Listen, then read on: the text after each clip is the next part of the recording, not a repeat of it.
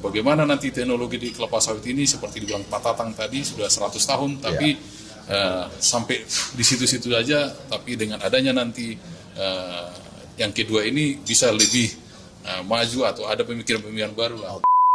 Image perusahaan, kalau dia sudah memberikan yang fundamental right tadi, ya tentu image itu pun sudah bagus. Artinya apa? Dia memperhatikan tenaga kerjanya. Bukan hanya sekedar mendapatkan keuntungan dari hasil kerja keras daripada tenaga kerja itu sendiri. Pak Hendra itu mengundang para serikat buruh supaya mulai melihat pabrik itu sebagai tempat kerja yang perlu mendapat perhatian. Ada satu topik akan kita kita akan buat, yaitu tentang SDM. Nah, memang ini kita sudah akan undang sertifikasi kompetensi. Oke.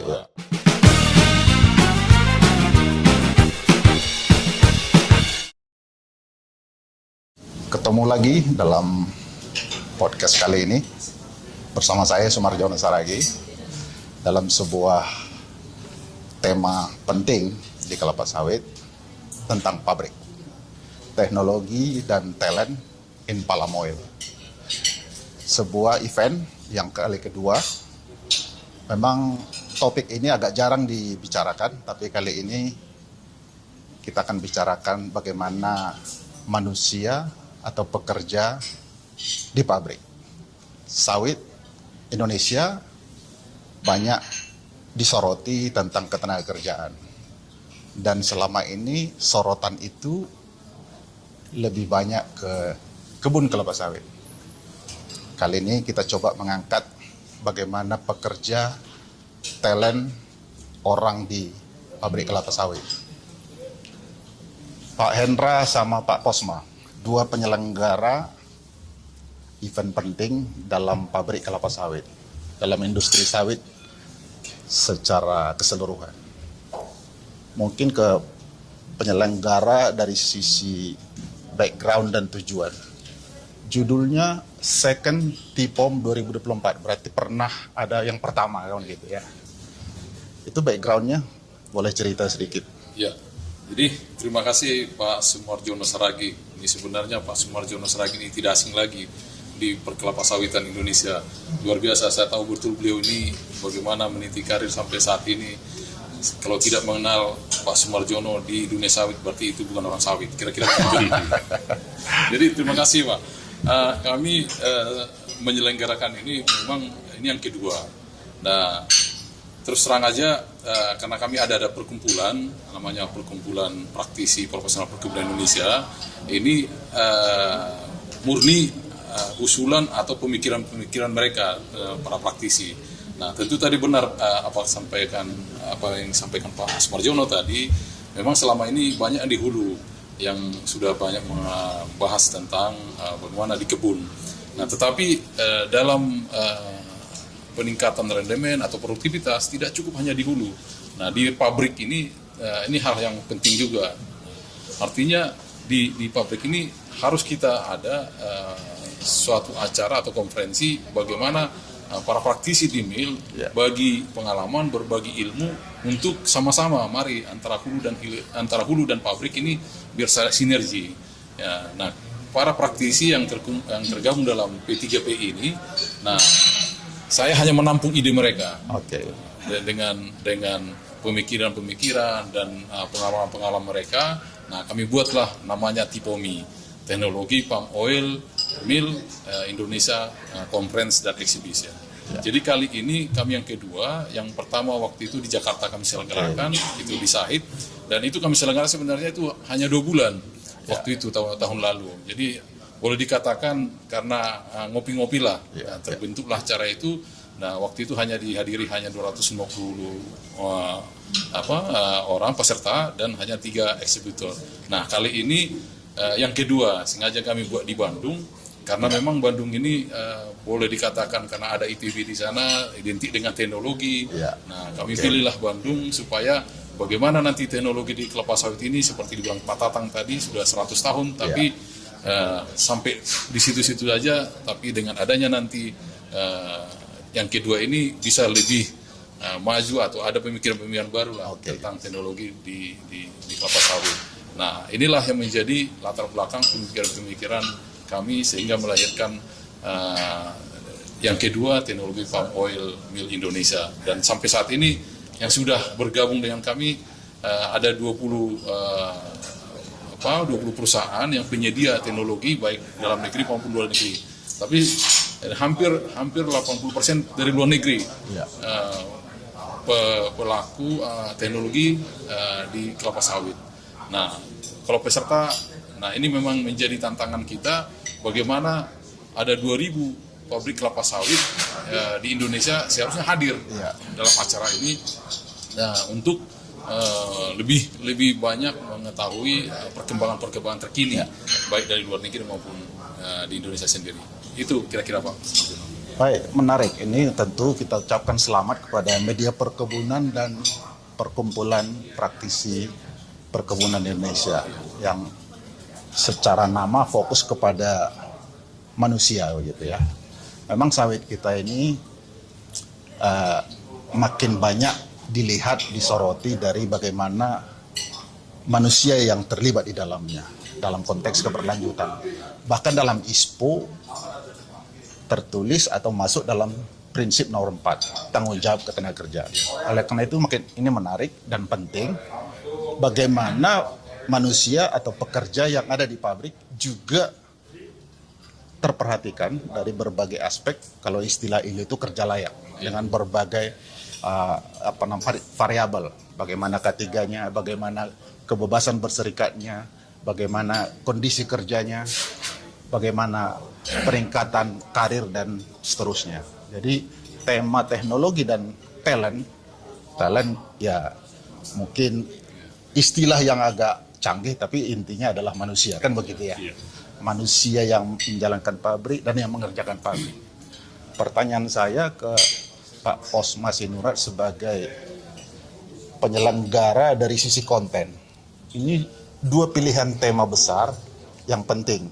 Teknologi untuk efisiensi karena perkembangan zaman. Tapi manusia, kalau kita lihat piramida di perkebunan kelapa sawit, itu 95% itu memang low skill labor atau pekerja dengan pendidikan yang rendah, skillnya juga rendah.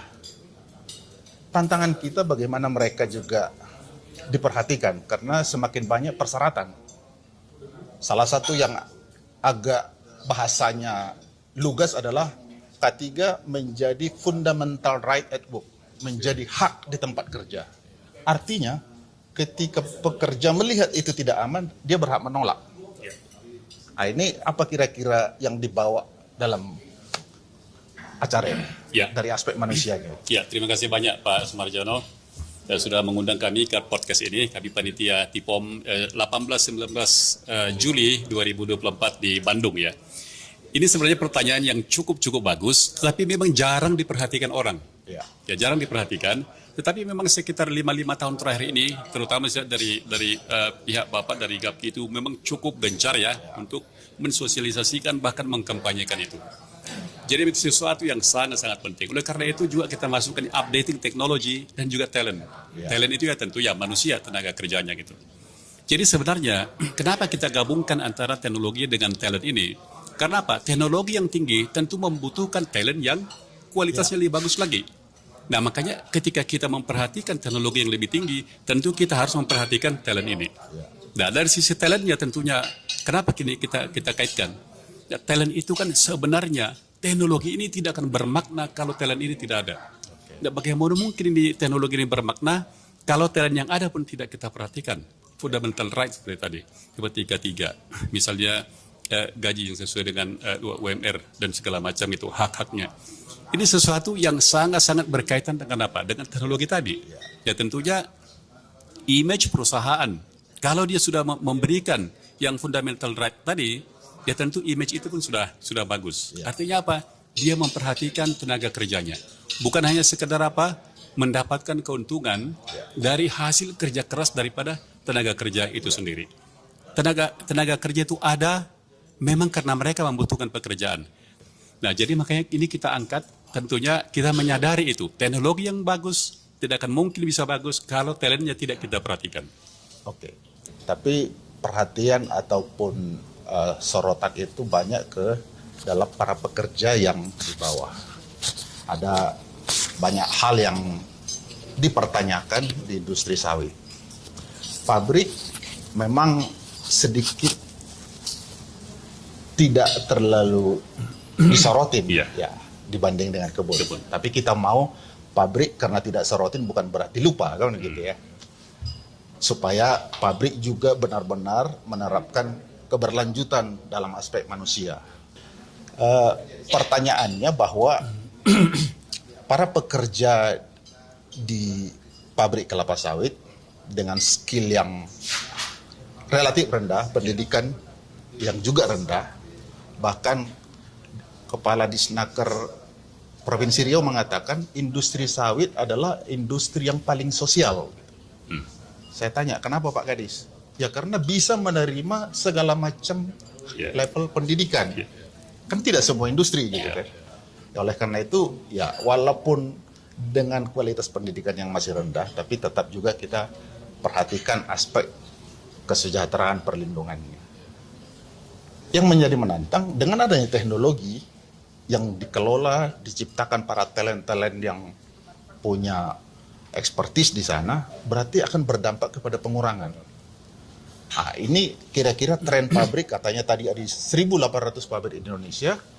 Kalau dengan teknologi ini dibawa, diimplementasikan akan mengurangi pekerja, ini juga menjadi tantangan baru. Atau setidaknya dibutuhkan pelatihan baru, skilling, upskilling, atau reskilling gitu ya. Ini kira-kira sudah ada tren itu enggak? Ya, memang ini tentunya tren ini ada. Kalau kita perhatikan dulu, pabrik yang sangat manual, misalnya dengan menggunakan lori-lori yang 2,5 ton, itu kan di loading rem itu saja pun kalau 2 shift bisa tenaga kerjaan 16 orang. Ya. Nah, tetapi ketika dia beralih misalnya kembali ke sistem vertikal, nah tentunya kan hanya menjadi 4 orang atau 5 orang. Jadi sudah ada penurunan yang signifikan sebenarnya di sana. Nah, jadi bagaimana tenaga kerja yang ada saat ini? Jadi memang di sini kita butuhkan satu growth, pertumbuhan. Ya, pertumbuhan apa? Satu tentunya apa? Bagaimana pabrik ini, ya, bagaimana pabrik ini juga bisa, ini memang agak cukup bertentangan dengan apa ya, pertumbuhan plantation atau apa. Tapi kan pabrik ini juga masih diperlukan pertumbuhan. Kenapa diperlukan pertumbuhan? Nah sekarang kan di perkebunan juga, misalnya 1 ton, ya 1 hektar. Nah dulunya kan 20 ton. Naik lagi menjadi 25 ton, 30 ton, 40 ton. Dan sekarang kan sudah bahkan di atas itu. Nah, dengan itu sebenarnya makanya pabrik itu juga akan bertambah. Nah, disitulah sebenarnya walaupun dia ada teknologi-teknologi yang bagus atau yang update, yang bisa mengurangi orang, tetapi jumlah pabriknya akan bertambah karena yield per hektar daripada kebun itu naik. Nah, sehingga itulah yang akan menampung itu nantinya. Nah, sehingga apa? Orang-orang yang kerja di pabrik kelapa sawit itu, walaupun dia disebutkan quote and quote bahwa dia adalah tenaga kerja yang levelnya tidak dalam tanda petik kualifikasinya kurang tinggi, tetapi masih bisa dipertahankan, dia bisa sustain. Ya. Karena apa? Sustain daripada tenaga kerja itu juga menjadi sustain bagi perusahaan. Ya. Nah, bagaimana sebuah perusahaan bisa sustain kalau tenaga kerjanya juga tidak sustain? Ya, jadi itu dikolerasikan seperti itu. Jadi di pihak kebunnya juga dari pihak input TDS-nya, produktivitasnya meningkat, pabrik juga tentu bertambah. Karena yield per hektarnya itu akan bertambah juga. Dan ruang untuk peningkatan produktivitas itu masih besar di Indonesia. Masih besar. Di petani dan di beberapa perusahaan yang bisa ditingkatkan. Walaupun tanpa mengembangkan lahan baru. Ya, itu dia. Jadi intensifikasi, bukan ekstensifikasi. Intensifikasi bisa menambah jumlah pabrik dan menampung tenaga kerja. Ya, ini trennya memang terus semakin besar untuk memperhatikan manusia. Salah satu yang terbaru adalah K3. Bahkan secara nasional baru saja di launching panduan K3 nasional. Dan K3 ini atau insiden kecelakaan kerja bisa terjadi di mana saja. Di tempat kerja yang paling tradisional sampai yang paling canggih. Terbukti di Bandara Haneda, Jepang bisa tabrakan pesawat. Ini di bandara yang sudah modern dengan teknologi canggih. Smelter di Morowali dengan teknologi yang sedemikian rupa bisa juga terjadi kecelakaan. Ya, kita tidak mau karena tidak sadar, tidak tahu, belum memahami atau tidak punya SOP, kita mau sawit ini terdepan dalam melindungi pekerja supaya tidak terjadi kecelakaan. Karena kecelakaan itu seringkali karena kelalaian. Iya. Nah, ini bagaimana kira-kira konferensi ini atau event ini mempromosikan K3, karena pabrik ini salah satu tempat yang agak rentan terhadap itu ya. Kira-kira trennya sekarang ini di pabrik, kesadaran K3 dan misi yang dibawa dari konferensi ini. Ya, jadi ketiga itu kan seperti tadi disebutkan ada fundamental right. Ya. Jadi hak dasar daripada tenaga kerja itu sendiri, dan itu merupakan kewajiban bagi pengusaha untuk menyediakan itu. Ya. Kalau pengusaha tidak menyediakan itu, artinya pekerja itu bisa menuntut itu. Ya. Karena apa? Ini sudah hak dasar. Oke. Nah, ketika mereka bekerja merasa aman dan merasa nyaman, maka tentu dia mengoperasikan teknologi yang update tadi, dia akan bisa lebih kompeten. Ya. Nah, dia situasinya sudah kondusif, dia aman, merasa nyaman, dia belajar pun dia sudah lebih kondusif, maka dia bisa meningkatkan kompetensinya untuk mengoperasikan teknologi tersebut. Ya, tentunya di pabrik sawit saat ini itu sudah merupakan suatu kewajiban. Ya, jadi saya pikir kita juga selaku praktisi ketika kita berkunjung ke pabrik, sudah rata-rata sudah ada departemen K3 ini yang menghandle tentang K3 karena memang sudah hak dasar. Jadi untuk pabrik memang bisa saya sampaikan bahwa itu sudah ada, tapi mungkin ada beberapa yang masih hanya departemennya saja. Ya. Nah, ini yang perlu juga dari kami, dari P3PD dan Media Perkebunan bekerja sama. Ini bagaimana kita nanti memberikan dorongan-dorongan kepada pengusaha supaya tidak hanya sekedar departemen, tetapi diimplementasikan sehingga benar-benar perusahaan itu sustain karena karyawannya sustain. Istilah yang saya dapatkan akhir-akhir ini, K3 itu harus bagian dari proses bisnis. Artinya kegiatan apapun tidak boleh dilakukan bila tidak memenuhi syarat safety. Gitu. Nah, oleh karena itu melakukan kesadaran atau kepatuhan terhadap safety itu kan tidak seperti Pak Posma bilang tadi, tidak sekedar pengusaha menyediakan mengendorse. Harus ada kesadaran pekerja. Kan gitu. Oleh karena itu kita coba pengusaha dan pekerja itu intensif berdialog. Nah, jadi menurut saya ini kesempatan juga Pak Hendra itu mengundang para serikat buruh supaya mulai melihat pabrik itu sebagai tempat kerja yang perlu mendapat perhatian dari aspek K3. Dan peran serikat sangat penting gitu. Karena di banyak kejadian sudah ada SOP-nya, sudah ada APD-nya, alat pelindung dirinya, tapi kesadaran dari si pekerja kan begitu. Jadi ini kira-kira bagaimana ini para praktisi SDM, para serikat buruh, ini saya pikir perlu juga ini diikutkan. Ya, jadi ya betul Pak, kami juga di acara ini tidak hanya membahas teknologi, memang 85% memang kita akan bahas tentang teknologi. Ada satu topik akan kita kita akan buat yaitu tentang SDM. Nah, memang ini kita sudah akan undang sertifikasi kompetensi. Ada salah satu sesi khusus untuk dibahas tentang ini. Nah, cuman kalau bagaimana memang serikat buruh kita berdayakan agar gaungnya ini makin kencang saja gitu ya. Nah, memang tidak tertutup kemungkinan nanti Pak Posma tidak bisa sisipkan satu topik atau satu pembicara bagaimana peranan buruh atau peranan serikat pekerja bisa hadir di sini untuk ini menjadi budaya, jangan hanya semboyan, kira-kira begitu. Dan sekaligus menyadari bahwa dampak dari teknologi ini Anda harus bersiap atau Anda kehilangan pekerjaan kan begitu kan. Di situ maksud saya supaya perspektif itu juga disadari buruh, pekerja, mereka bersiap gitu. Jadi nanti tidak tiba-tiba teknologi, karena memang kita nggak bisa membatasi teknologi ini. Tidak bisa menghindari. Tidak menghindari ya. Nah ini kan akan terus ya. Makanya pilihan tema ini teknologi dan talent bisa menjadi sejalan atau bisa menjadi saling membunuh kan begitu kan. Pengurangan tenaga kerja. Konferensi seperti ini semakin penting supaya wawasan banyak orang khususnya para pekerja jadi tidak lalai mempersiapkan dirinya untuk upskilling, reskilling gitu. Itu menjadi tugas kita. Kalau ada Kalau saya sebagai penggiat di bidang ketenagakerjaan atau sekarang istilahnya pengembangan SDM di industri sawit, bersiap dan siap untuk selalu berkolaborasi membawa sawit Indonesia semakin berkelanjutan yang bertanggung jawab kepada pekerjanya, melindungi dari aspek K3, ada kebebasan berserikat, karena itu yang dituntut oleh banyak sertifikasi, banyak pihak juga.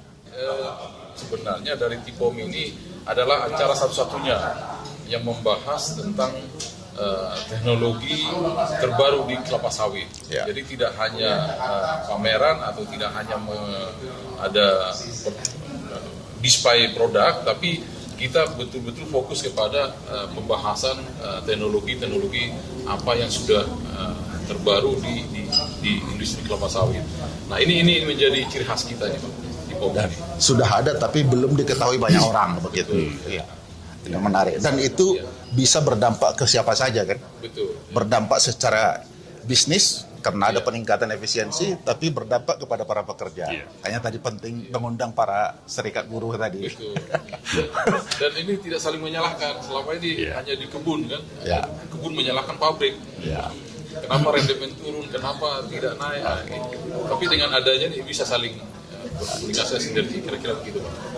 Mungkin pesan terakhir kepada khususnya para pekerja sawit, dan mungkin penting juga bahwa sekarang ini sudah semakin banyak teknologi yang membuat pabrik itu semakin sedikit membutuhkan pekerja. Ya, jadi teknologi talent, teknologi dengan tenaga kerja, ini adalah dua hal kalau tidak disinergikan bisa bertentangan. Ya. Tetapi ketika disinergikan justru bersinergi meningkatkan produktivitas. Oke. Nah, jadi khusus mengenai talent tadi, ya. Misalnya seperti ini, K3. Memang K3 ini seperti tadi Pak sebutkan, ini harus sudah dimasukkan dalam bisnis proses. Dan ini sebenarnya pun di pabrik itu sudah dimasukkan dalam bisnis proses. Tetapi misalnya nih, ketika kita bekerja di stasiun ini kan step by step, di sterilizer. Maka APD yang digunakan ini, cara kerjanya seperti ini. Dan step lagi itu sudah ada. Tetapi memang problem yang terbesar adalah bahwa memang banyak karyawan yang masih tidak mengikutinya. Tetapi sebenarnya problemnya di situ, simptomnya di situ, akar masalahnya sebenarnya ada di top manajemennya. Manajer atau bahkan yang lebih lagi, tidak memperhatikan, hanya sekedar, oh sudah ada departemen ketiga. Tetapi apa? Itu ketika diaudit, oh sudah ada, oke. Nah tetapi tidak dijalankan. Nah oleh karena itu, bagi pekerja di pabrik kelapa sawit, baik mulai dari level terendah sampai ke level tertinggi, sadari, harus kita aware bahwa ini sangat penting tentunya apa? Supaya produktivitas meningkat di pabrik kelapa sawit. Jangan lupakan mesin dan jangan lupakan manusia. Manusia lah justru paling utama. Jadi poinnya itu ya. Manusia adalah yang paling utama. Ya. Itu semakin relevan dengan buku yang ditulis oleh Pak Yosef Bataona, Memanusiakan Manusia. Ya. Oleh karena itu, ini tidak salah kalau tema-tema seperti ini, bahkan di buku yang ditulis oleh Pak Yosef itu, ketika beliau berkunjung ke sebuah pabrik yang menjadi bagian dari perusahaan dia, bertanya kepada kepala pabrik, apa kerjamu di sini? Saya mengelola manusia di pabrik ini. Jadi bukan mengelola pabrik. Itu menarik dari segi filosofi, tentu itu akan diterjemahkan ke dalam sistem perilaku tindakan. Dan kita berharap sawit Indonesia adalah sawit yang terus memperhatikan para pekerjanya, manusianya, melalui kerja layak, sesuai dengan prinsip ISPO nomor 4, tanggung jawab ketenagakerjaan untuk Indonesia Emas. Dan kita percaya sawit Indonesia yang ada di 160 kabupaten, di ribuan desa, menjadi kunci mewujudkan Indonesia Emas melalui kerja-kerja layak, perlindungan pekerja, pemenuhan hak. Makanya sawit Indonesia tidak boleh gagal. Terima kasih, sampai jumpa. Sampai jumpa.